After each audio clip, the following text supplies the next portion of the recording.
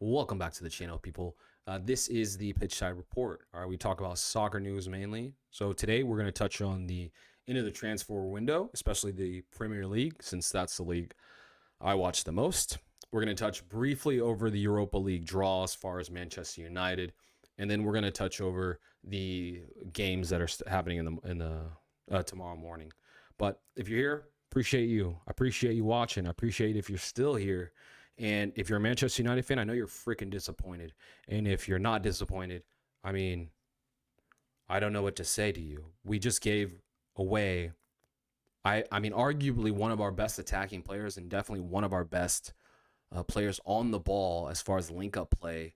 We just gave them away to a rival.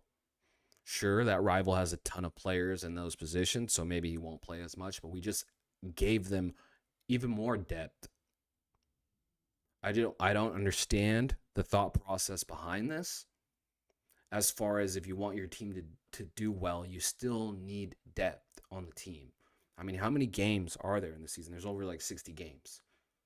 So you need subs. You need extra players that are going to start on a Wednesday or whatever, and a different game than the Premier League or the most important game. So to see this happen is quite disappointing, to be honest with you. I don't understand how he doesn't have a position on the team when we have players like Rashford, who's been garbage for, I mean, he's been garbage the last 3, 4 years, to be honest with you.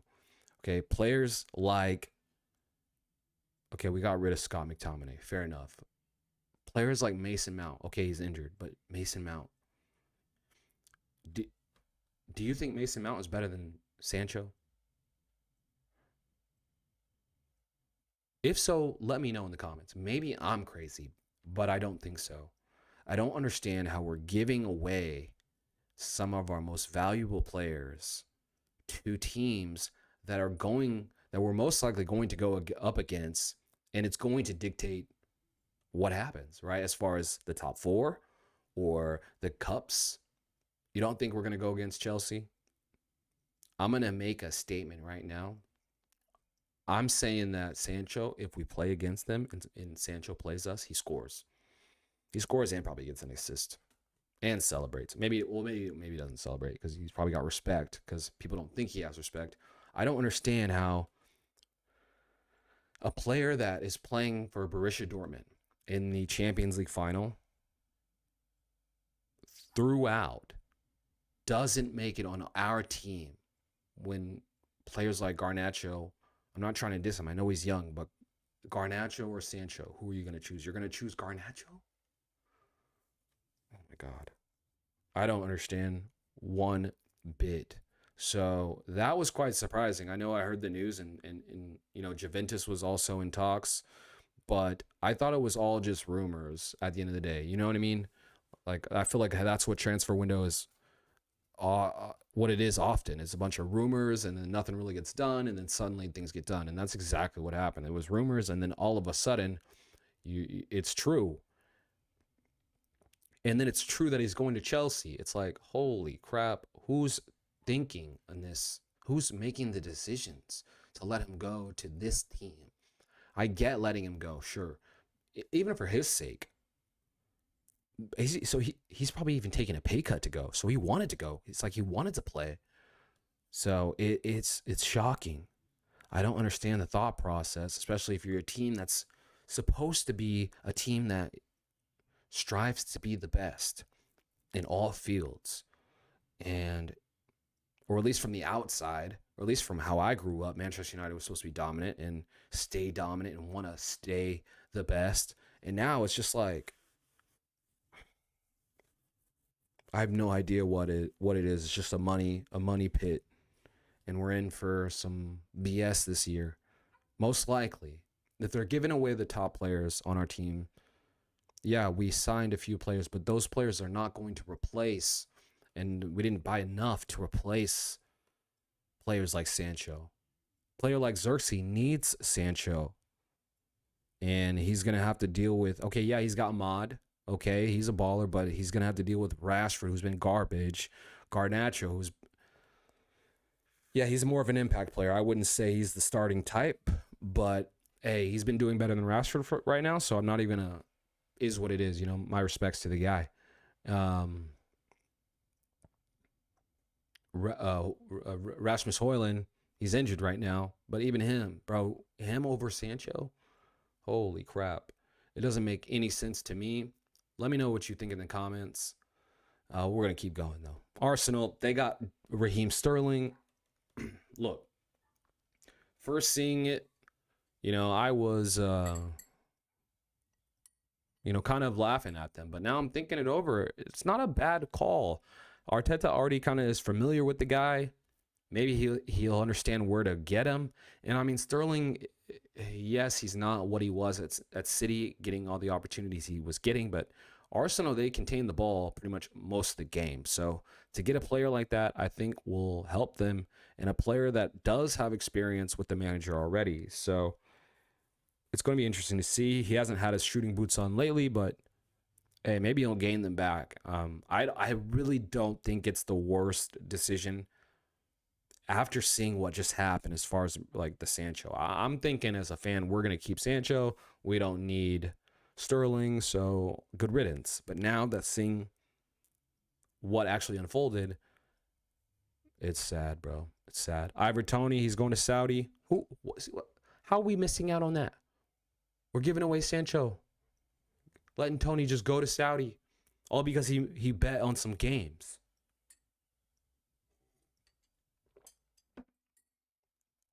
Crazy. Absolutely crazy. That's the main stuff I wanted to touch on. It's just mind-blowing that that's the way it ended, and that's the story for Sancho. And it always happens with these types of players from Manchester United, players that were not given, I feel, true opportunities rather than some of these players, bro. We're letting Rashford just play and play like shit and play like shit and play like shit. And then he scores. And he's still playing like shit. We're letting players like Bruno play like shit. Players like Rasmus Højlund, dude, he's shit. Compared to where we want to be, am I wrong? Compared to where we want to be, do you remember who we had? I'm not saying we have to get these level of players like Ronaldo and all this shit. I'm just saying we can do better. And it looks like it's done on purpose. I mean, they're content, bro. They're content. Yeah, let's move on. We're going to talk about the Euro League. So, Manchester United's draw. Oh, let me scoot this over. Pretty easy. Pretty easy. We should win most of these games. All of these games, really. I mean, even away. Sure, Rangers away or Porto away, if we get that, might be difficult. Or some of these games, it's just some of these games that are supposed to be so easy that they don't take it seriously, which happens often with Manchester United, at least from how I've been watching. It's like the shitty teams were like, or whatever, we can just get by, and then we get beat, and then the same players end up playing again. But yeah, we got Rangers, Porto, PAOK. I think it's a team from Greece. Fenerbahce. Oh, wow. Bode Glimt. I don't really know how to pronounce that little letter right there. Victoria Pilsen, Twente, and FCSB. Yeah, I mean, we should smoke all these teams. Well, we won't smoke all these teams, but we should smoke all these teams. Definitely get through and see who we face at that point. So, will we be let down this year? Bro, I really don't know, man. It's like the first game start off, it was iffy. We squeezed by, and you thought adjustments would be made. The second game, no adjustments were made. We fucking lost to a shit team. And then the third game, we're about to figure it out. And, bro, Ten Hag, I don't know. We'll save that for another time. All right, but yeah, speaking of the matches tomorrow, yeah, Arsenal, Brighton. I'm going to assume that Arsenal's going to win this one. That's an early game, 6:30 a.m. for us out here in Tejas, Texas. Nottingham Forest versus Wolves. I think Nottingham Forest is going to win. Wolves can't score to save their lives. Leicester City versus Aston Villa. I'm going to call Aston Villa winning this one.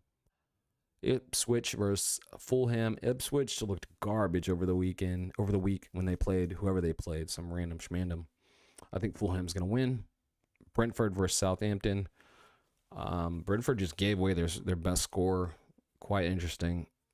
Be interesting if they go down this year. What would people say?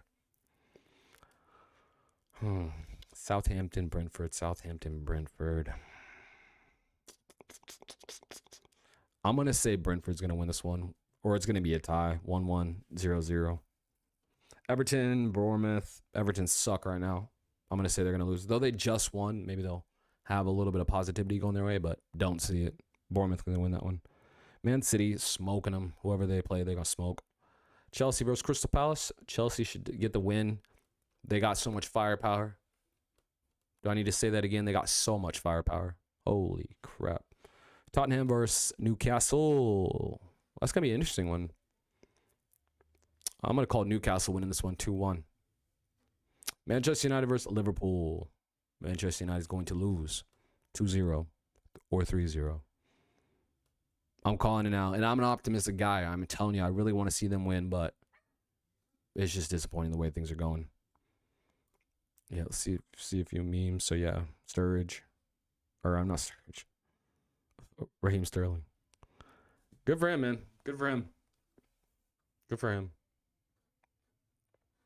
And then we've got rid of Sancho. It's just so crazy, bro. I feel like he just did not get the right opportunity here. And people want to say, like, oh, he wasn't good here. Dude, he's not given the opportunity in the position that fits him the best. It's just like Pogba. They're trying to get Pogba to play a CDM. He's a fucking 10. He's just big. And it happens to be he's dominant. But if we would have put him in the 10, bro, we would have been so dominant. So dominant. I'm talking about the Yaya Toure-esque type shit. But it was just never given the opportunity. It's like nowadays these managers want players to do everything on the field. It's like, why don't you just let the best players do what they do best? How about we do that? Why don't we go back to that? I mean, it's the same with Mano right now. It's like, he's a 10. Let him be in the 10. He doesn't want to be in the defense. As we've seen, he gives up situations because he's not a defender. He's actually a forward or, a 10. So, again, that's Ten Hag, just garbage as far as the incompetence level of where players fit the most. And I feel like you can see it. You can see the way they play. Like, some players, it's in the way their technique. Mino wants to be on the ball, intricate little flicks and stuff like that. Not in the back. We're using Bruno as the false 9. Bro, it's just incredible. Bruno as the captain. It's just Rashford plays endlessly. Even though he's been shit, still playing, got dropped from England, still playing for Manchester United, as if he were the boss of England still. Bro, it's just so sad to see. And I don't know how many other people have this perspective. I feel like a lot of the creators I watch do, to a degree. But, yeah, man. I mean, they don't give a shit about our perspective anyway, so it is what it is. That's why we're up on here to chat. So, if you made it here, if you made it this far, I really appreciate you watching. This is the Pitch Side Report, all right? We're talking about news, man. We're talking about sports, recaps, all of it. Eventually, we're going to be live when I start to figure out if I can get some like-minded individuals to live chat also. Even if you're out there in England or somewhere else, man, and you want to chat about Manchester United or just soccer in general, bro, let's have a conversation. Or girl, let's have a conversation. And let's start building this digest, man. But yeah, I really appreciate it if you made this far. Leave a like if you're feeling the vibe. Subscribe. And I'll catch you guys in the next video. All right, later.